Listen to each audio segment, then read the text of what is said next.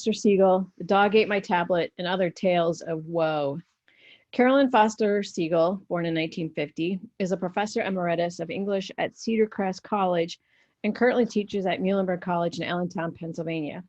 Segal has published poetry, fiction, and essays in a number of publications, including the Chronicle of Higher Education, where the following essay originally appeared.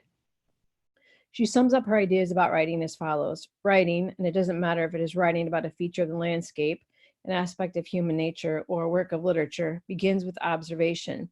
The other parts are curiosity, imagination, and patience. She has received hundreds of responses from other instructors corroborating the experiences she describes here. Background on academic integrity and honor codes. Although making up an excuse for being unprepared for class may seem like a minor infraction, it may still be considered a breach of academic integrity. At many colleges, honor codes define academic integrity and set penalties for those who violate its rules.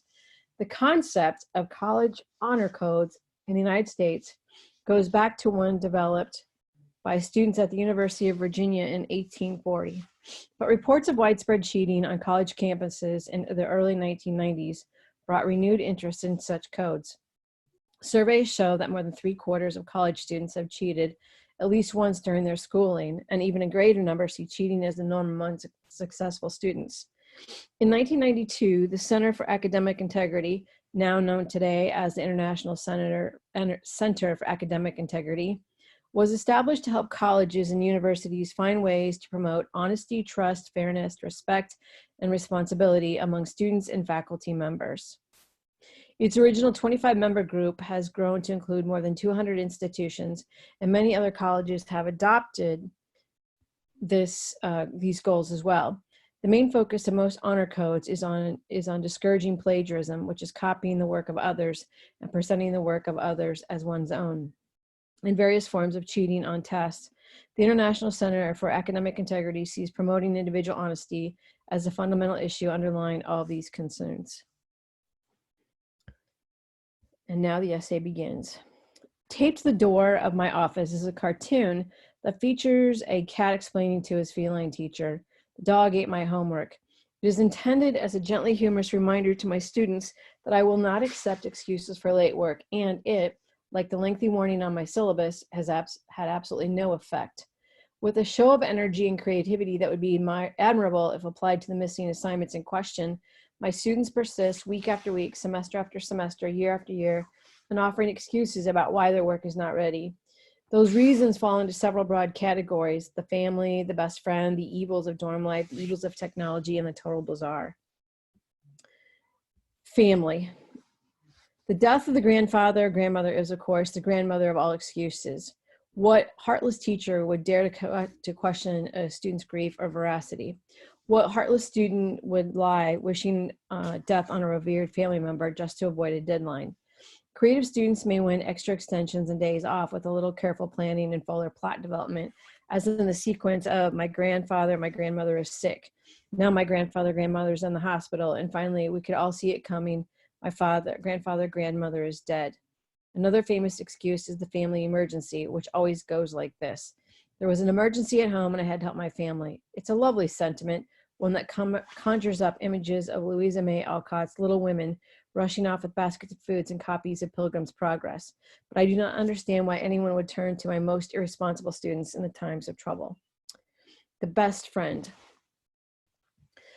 The heartwarming concern for others extends beyond the family to friends, as in, my best friend was up all night and I had to A, stay up with her in the dorm, B, drive her to the hospital, or C, drive her to college because 1, her boyfriend broke up with her, 2, she was throwing up blood, no one catches a cold anymore, everyone throws up blood, or 3, her grandfather, grandmother died.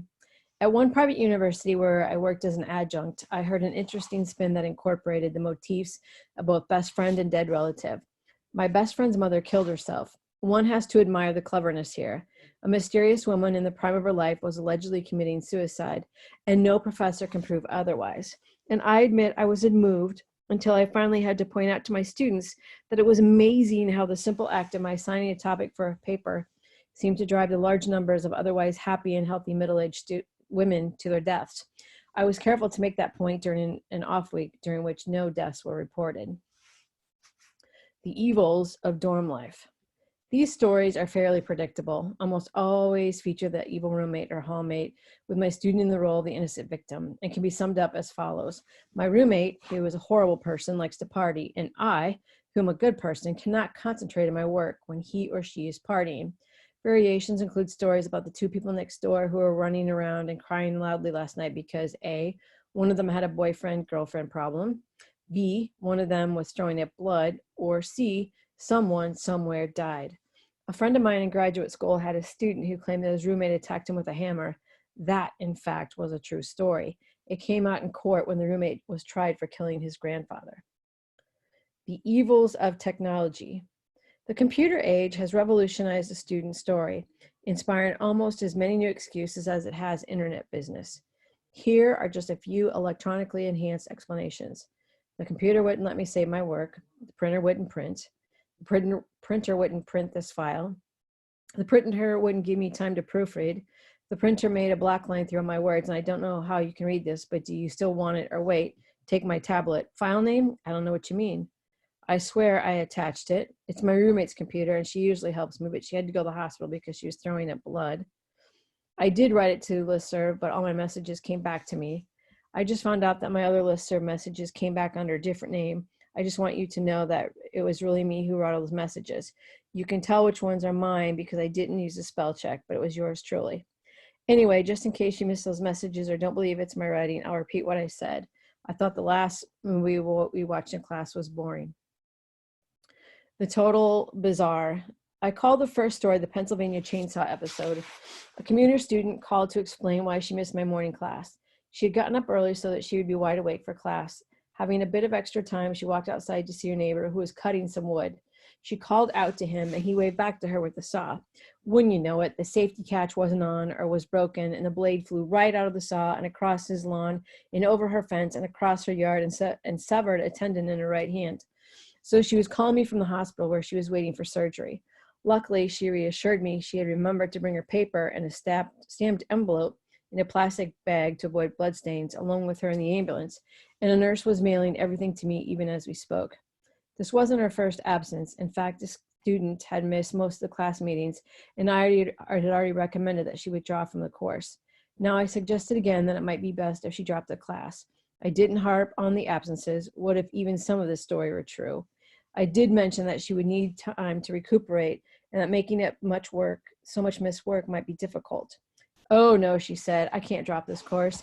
I've been planning to go into medical school and become a surgeon, but since I won't be able to operate because of my accident, I'll have to major in English, and this course is more important to me than ever. She did come to next class wearing, as evidence of her recent trauma, a bedraggled ace bandage on her left hand. You may be thinking that nothing could top that excuse, but in fact, I have one more story provided by the same student who sent me a letter to explain why her final assignment would be late. While recuperating from surgery, she began corresponding on the internet with a man who lived in Germany. After a one-week whirlwind web romance, they had agreed to meet in Rome to rendezvous, her phrase, at the papal Easter Mass. Regrettably, the time of her flight made it impossible for her to attend class, but she trusted that I, just this once, would accept late work if the Pope wrote a note.